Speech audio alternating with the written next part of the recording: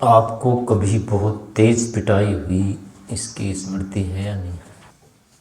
पिटाई हुई है ये तो याद रही, किस कारण से हुई, कितनी हुई, कितनी बार हुई, कैसे डंडा लगा, किधर से लगा, ये सब तो याद नहीं रहेगा अभी। तो ये याद रह जाएगा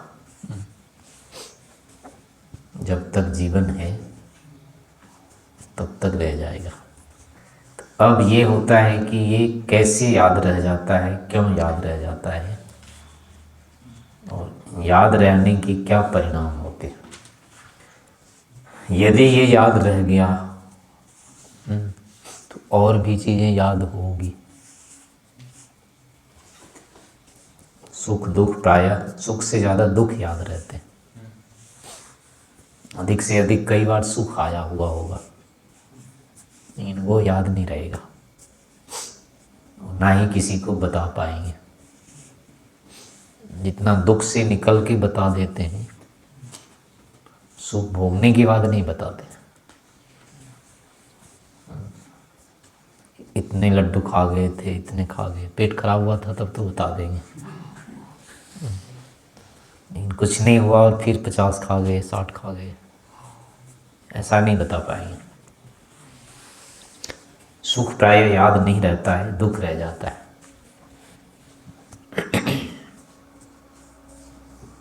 व्यक्ति जो वर्णन करता है वो इतना बल से दुख का वर्णन करता है, सुख का नहीं कर पाता है।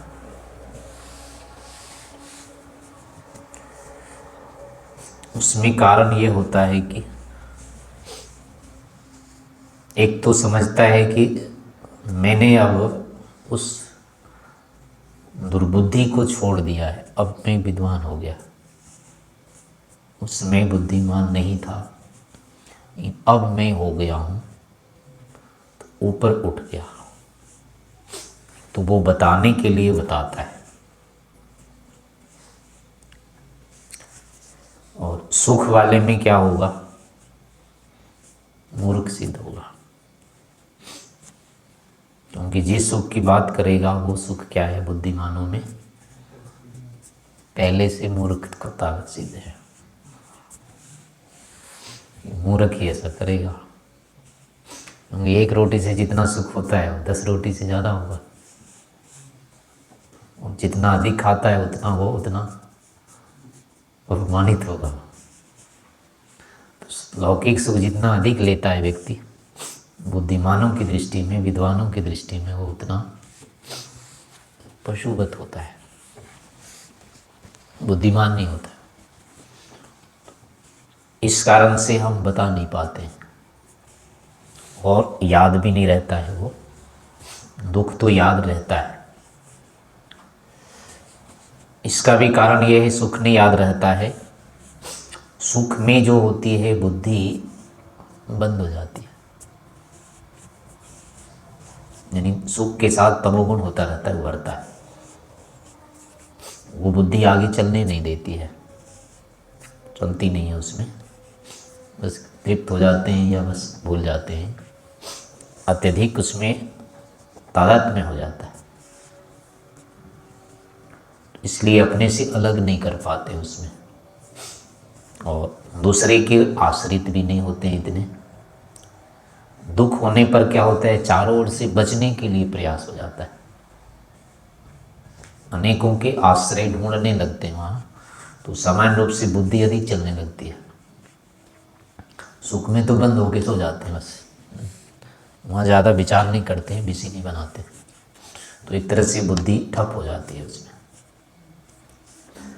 जितना अधिक होगा लौकिक सुख, उतना अधिक राग बन जाएगा, उतनी अधिक बुद्धि यानी कि मलिन हो जाती है। लौकिक सुख जितना लेते जाओ बुद्धि मलिन होती जाएगी, उतनी अधिक लेंगे तो और अधिक मलिन हो जाएगी, उसकी आदत और अधिक बढ़ने लगती है, साधनों की इच्छा और बढ़ने लगती है, तो वो बुद्धि की मलिनता ही है। वो दुख में जितना होता है अधिक से अधिक बचने का, उससे निकलने का करते हैं और निकल नहीं पाते उसमें, पराश्रित हो जाते हैं, सुख में तो स्वाश्रित हो जाते हैं, दूसरे की अपेक्षा बंद कर देते हैं।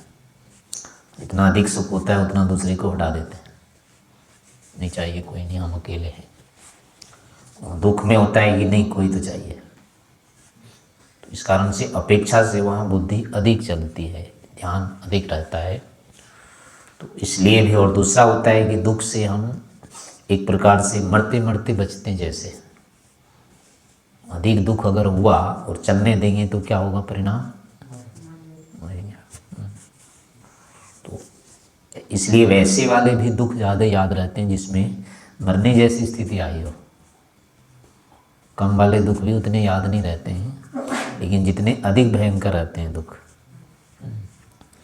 कि जिसमें लगा कि अब तो मरने वाले इन फिर बच गए, वो याद रहता है। इसलिए अपना अस्तित्व जिसमें जाता हुआ दिखता है तो पूरा एकाग्र हो जाते हैं उस समय। इसलिए इसके जो संस्कार होते हैं तीव्र होते हैं उस समय। इन कारणों से भी सुख की अपेक्षा दुख अधिक स्मरण में रहता है लंबे काल तक। इसीलिए इसको नहीं बोलते, संस्कार जो हैं इसके तीव्र पड़ते हैं, इसलिए नहीं बोलते हैं। अब इसमें फिर बात आती है कि अगर इस जन्म के बचपन के संस्कार बुढ़ापे तक याद रख सकते रहते हैं, तो उससे थोड़े दिन पहले वाले संस्कार भी कुछ होंगे जो याद हो सकते हैं। बचपन से थोड़े दिन पहले वाले हैं, उससे भी पहले, गर्भ से भी पहले, अर्थात पिछले जन्म में भी ऐसे संस्कार पड़े होंगे, वो भी याद हो सकते हैं, नहीं हो सकते।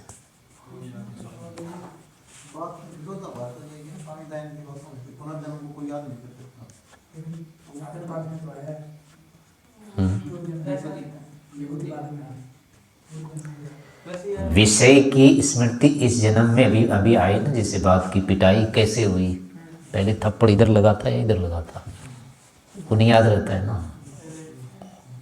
कितनी बार थप्पड़ आंख बंद की थी या नहीं की थी जब लगने लगा था, नहीं रहता है ना उसका याद। किस हाथ से मारा था उन्होंने, इधर से मारा था या इधर से मारा था, ये याद थोड़े रहता है इतना, बस थप्पड़ की याद रहती है।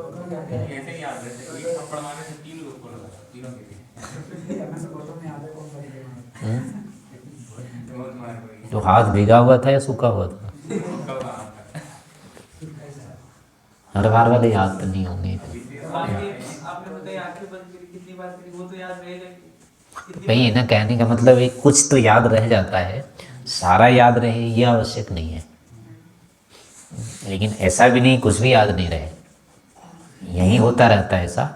तो ये पीछे से भी आएगा, कुछ तो याद रहेगा, यानी उसके आश्रय से संबंधित, वस्तु से संबंधित स्मृति नहीं होगी, लेकिन सुख दुख की होगी। ये जो मरने से डरते हैं ये कब का है, इसका तो नहीं है ना, अभी तो मरे नहीं, अभी मर के तो देखा नहीं कितना डर लगता है मरने में, लेकिन डर लग रहा है मरने के नाम पर, तो ये याद ही तो है और क्या है। स्मृति अगर नहीं होती तो फिर हम डरते कैसे। ये जैसे होते हैं ना छोटे बछड़े होते हैं या भैंस के, गाय के, तो शुरू शुरू में इनको डंडा दिखाओ तो नहीं डरते हैं, दो चार बार लगते हैं, उसके बाद से इनको याद आ जाती है कि ऐसा भी होता है, फिर समझ जाते हैं। पहले उनको नहीं रहता है, दिखाते रहो कुछ नहीं करेंगे। ऐसा ही होता है कि उनको एक दो बार लगने पर याद जैसे आ जाता है वो, लेकिन उसका साधन का नहीं रहता है। तो इससे क्या होता है कि यानी वर्तमान में हम अगर पिछले जन्मों के संस्कारों के कारण से प्रभावित होते हैं या वो हमारे वर्तमान के कारण होते हैं, तो ये हो सकता है कि वर्तमान में ऐसी कुछ विशेष क्रियाएं अपनी हैं जो यहाँ की नहीं है, तो इसका अर्थ है कि पिछले जन्म के हैं वो। अर्थात इससे ये हुआ कि हम पिछले जन्म में भी थे या पिछले जन्म में थे, इसके कई लक्षण वर्तमान में मिल सकते हैं, क्योंकि संस्कार लंबे काल तक चलते हैं। इस समय अभी जन्म लिया, उससे थोड़े दिन पहले ही तो मरे थे होंगे। कितने दिन पहले मरे होंगे जन्म होने से? जन्म लेने से 9 महीने पहले ही मरे। वही तो, तत्काल ही तो मर के जन्मते हैं, ज़्यादा दिन तो होता नहीं है, थोड़े दिन के रहते हैं। तो संस्कार तो इतने दिन के ही रहेंगे, और कितने के रहेंगे, बहुत दिन के तो होंगे नहीं। तो बचपन में ऐसी कई क्रिया होते, बाद में अभी जो होता है अधिक समय आने पर तो इतना पता नहीं लगता है, लेकिन कुछ जैसे मृत्यु के भय आदि हैं, बचपन बाल्यकाल में भी ऐसे सुख दुख होते रहते हैं। या कई हमारी ऐसी चेष्टाएं रहती है, विशेष होती है। जैसे किसी बच्चे को देखा होगा, उसके हाथ में कुछ दे दो तो फट ले लेगा कोई, और मांगो तो नहीं देगा। कुछ होते हैं वो लेते नहीं जल्दी, और ले लेते हैं तो वापस कर देते हैं, मांगते हैं तो दे देते हैं। और कई ऐसे होंगे बिल्कुल नहीं देंगे, छीन के भाग जाएंगे, भले वो वापस नहीं देते। और एक ही आयु के होंगे ऐसे। कोई होगा कि सामने आने से बिल्कुल डरता है, कई बच्चे सबके सामने आते ही नहीं है, बिल्कुल माँ की गोद से उतरेंगे नहीं वो। और कई होता है जो आके आ जाता है, किसी के पास भी चला जाएगा। तो ये अभी बचपन में कोई प्रशिक्षण तो मिला नहीं है, न डरने का उसको दिया गया है कि मत जाना, और ना है कि चले जाओ अपना किसी के पास भी जाओ। लेकिन ऐसी चेष्टाएं मिलती है बच्चों में भी। कई होते हैं जो बेचारे रोते ही रहते हैं, और कई होते हैं जो बिल्कुल नहीं रोते हैं, हंसते रहते हैं, रोते ही नहीं हैं वो। तो ये यहाँ का तो नहीं है अभी। ऐसे कई लक्षण होते हैं वर्तमान जीवन में जो कि यहाँ के तो नहीं होते हैं बिल्कुल, लेकिन फिर भी वो हमारे व्यवहार को प्रभावित करते हैं। तो इससे ये होता है कि हम प्रभावित जो हो रहे हैं वो अपने संस्कारों से होते हैं प्रभावित। बाह्य लक्षण के अभाव में और क्या हो सकता है कारण? अपने संस्कार ही कारण रहते हैं। तो जो चीज़ें अभी हमने सीखी नहीं है, जिस क्षेत्र में गया ही नहीं है, उससे संबंधित अगर कोई चेष्टा हो रही है तो वो निश्चय से हमको पिछले जन्म के ही कारण है, वो हमें पीछे जन्म में ले जाता है। तो इस प्रकार से अगर हम ये इतना लग जाता है कि पीछे जन्म में हम थे, तो अब ये होगा कि फिर हम जीने मरने वाले तो कम से कम नहीं है, क्योंकि जो मरा है ना वो नहीं जन्मता है। जो नष्ट हो गया या जो बन गया वो तो आता, शरीर तो आया नहीं, उनमें से कुछ भी नहीं आया है, एक भी नहीं आया है। यहाँ जो है वो सारा का सारा नया ही है। तो वो फिर किससे आया हो करके, ये जो रोना धोना जिसके आधार पर करते हैं, लेना देना कर रहे हैं, डरना निडरता, ये सब जो है वो किसके आधार से, कुछ और तो आया नहीं। इनमें से तो कुछ आता नहीं है, तो कोई न कोई तो आया है ना जिसको लेके आए।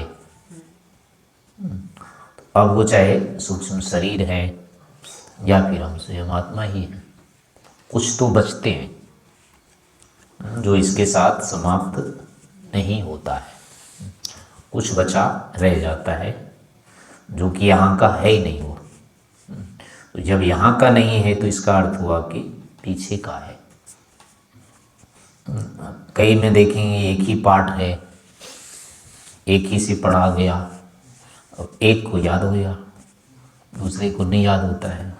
तो अब क्या हुआ, काल तो दोनों को बराबर मिला था, एक को हो गया एक को नहीं हुआ।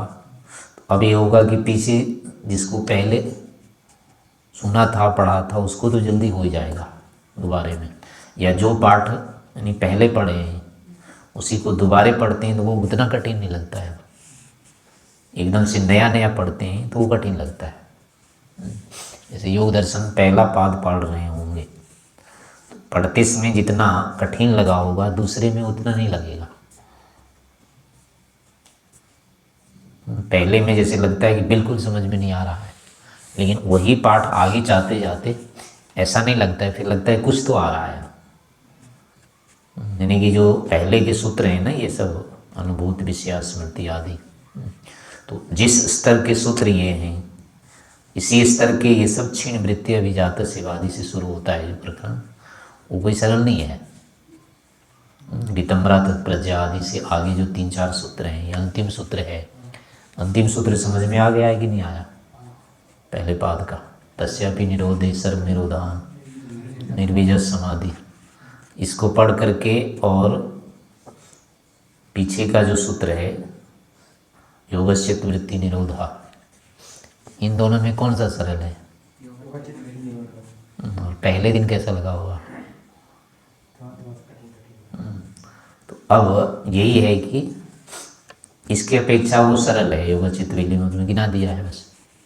और ये वाला सूक्ष्म है तस्यापि निरोधे, वो शायद अभी भी नहीं समझ में आया होगा ठीक से।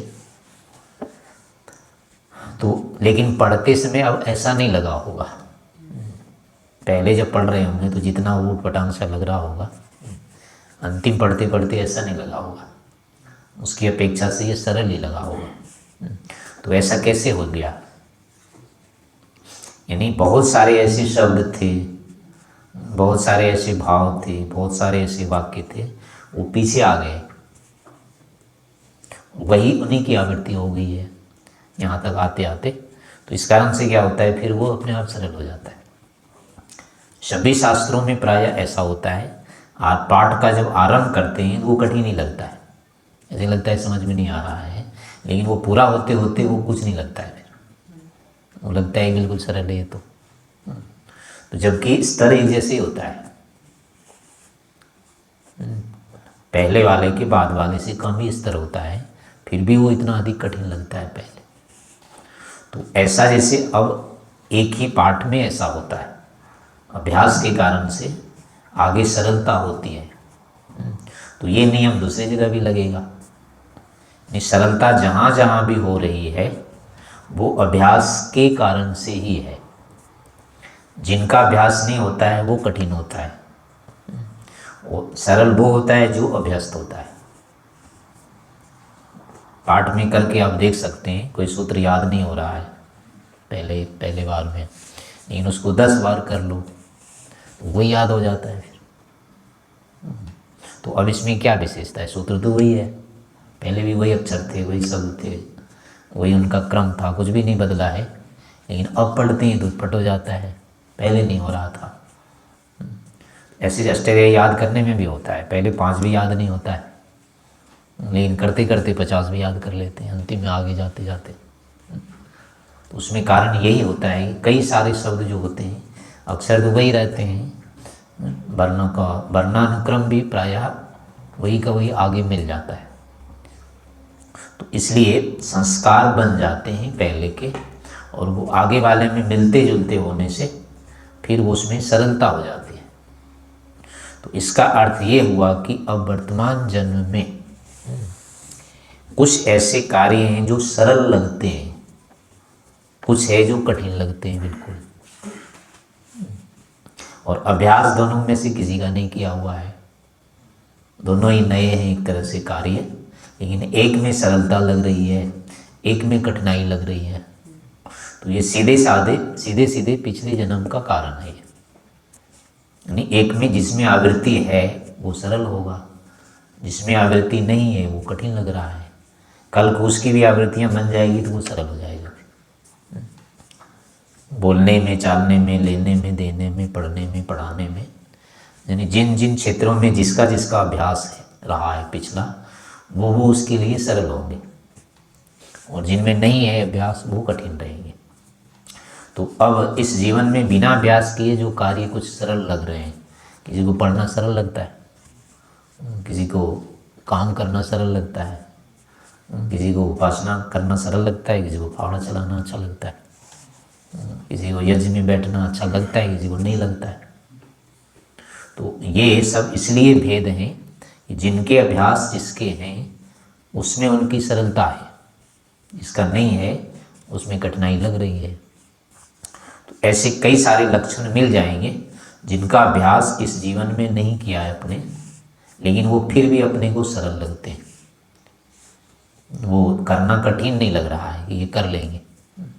अब कितने सारे लोग हैं जो 10 साल सोचते सोचते भी नहीं कर सकते कि घर से चलो चलते हैं, घर छोड़ देंगे,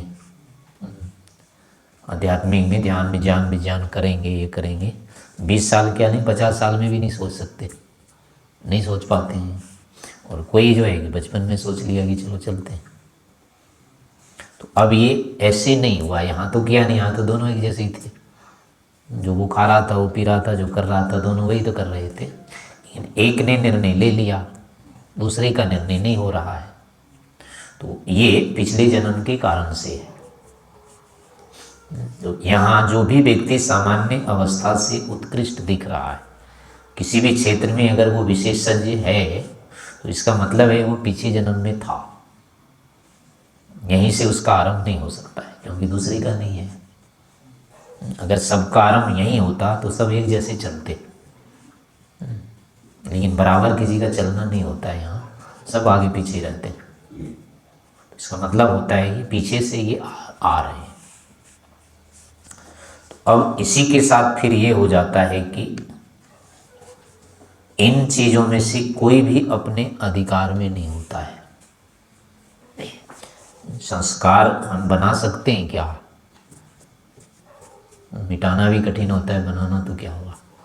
हमको बनाना भी नहीं आता है, कैसे बन जाता है ये कभी नहीं दिखता है। लेकिन सारे व्यवहार हमारे इन्हीं संस्कारों पर होते हैं। तो इससे हुआ कि अब इनकी व्यवस्था भी करने वाला, क्योंकि सब तरह के संस्कार नहीं बनते हैं, और कितने सारे बनते हैं वो सब एक साथ नहीं उभरते हैं। होते तो हैं लेकिन वो एक साथ उभरते नहीं हैं, व्यवस्थित रहते हैं। ऐसे पता नहीं कितने जन्म हुए होंगे, कितने शरीरों के संस्कार हैं, सब हैं इसमें, लेकिन सारे नहीं उभर रहे हैं। तो इनमें व्यवस्था है तभी तो। अपने साथ ये कैसे जुड़ जाते हैं? अपने अंदर कोई भी ज्ञान नहीं होता है, बिना ज्ञान के रहते हैं। केवल इतने होता है ना, बस जान रहा हूँ, कोई विषय नहीं आता है अपने पास, फिर लगता है कि मैं सब जान रहा हूँ। तो अब यहाँ कोई न कोई संयोग विभाग तो है ही। अगर अपने में ही सब होता तो अभाव नहीं दिखता, याद करने की अपेक्षा नहीं पड़ती, सब एक साथ लगता। तो कभी लगता है और कभी बिल्कुल नहीं लगता है। इसका मतलब है कि यहाँ संयोग विभाग की व्यवस्था है, जुड़े हुए हैं, कोई निमित्त है। तो अब इस निमित्त का भी अपने को कोई पता नहीं होता है, हमारे बस का नहीं होता है, हम करते नहीं हैं ऐसा कुछ। तो इसीलिए होता है कि इसका भी कोई कारण है जिसके द्वारा हमारी ऐसी व्यवस्था बन गई है। तो वो फिर उतना ही सक्रिय भी होगा, उतना ही वो सर्वज्ञ भी होगा। आखिर जो हमको नहीं जानता है, हमारे मन को, संस्कार को नहीं जानता, वो दोनों में मेल कैसे करेगा? अगर वहाँ पर वो नहीं है विद्यमान तो संबंध करेगा कैसे? तो इस कारण से हमको संबद्ध करने वाला भी वहाँ उस स्तर का चाहिए। तो ऐसी ही वस्तु ईश्वर हो सकती है, और कोई नहीं हो सकता ऐसा। तो इसी प्रकार से यही एक संस्कार जो है वो अपने को पीछे भी ले जाते हैं, पिछले जन्म को भी बताने वाले होते हैं, और इसी पिछले जन्म से ईश्वर की भी सिद्धि होती है। हमसे एक अतिरिक्त पदार्थ और भी है जो हमारा कर्ता धर्ता यानी कहें व्यवस्थापक है। तो उस ईश्वर की भी क्रिया उपलब्ध होने के कारण से हमको उस ईश्वर को मानने में बाधा नहीं होनी चाहिए, क्योंकि हमारी प्रायः एक रहती है ये मान्यता जो हमको या तो रोक सकता है या बढ़ा सकता है, उसको हम मानते हैं। जो ना रोक सकता है, ना हमको धक्का दे सकता है, ना खींच सकता है, उसको नहीं मानते हम। जो बलात् हमसे कर सकता है उसी को मानते हैं, जो चुपचाप प्रार्थना करता रहता है उसकी नहीं मानते हैं। तो अब ये दोनों धर्म ईश्वर में हैं, वो हमको धक्का भी देता है अब इन्हीं संस्कारों को हम जानना तो चाहते हैं, सब आ जाए हमारे सामने, लेकिन वो नहीं आ रहा है। तो ऐसी व्यवस्था उसने नहीं कर रखी है, ये सब एक साथ आ जाए, लेकिन बच भी नहीं सकते इससे। कई सारे हैं ना संस्कार जिसे डरते रहते, नहीं आए वो कभी उभरे नहीं, लेकिन वो रोक नहीं सकते उसको। तो इस प्रकार से हमारे लिए दोनों तरह की व्यवस्था कर रखी है उसने। ऐसे जीवन दे भी देता है और ले भी लेता है वो। ऐसे ईश्वर की भी क्रियाएं ऐसी हैं जो हमको प्रेरित भी करता है और अवरुद्ध करता है। इस कारण से ईश्वर का भी अस्तित्व सिद्ध होता है।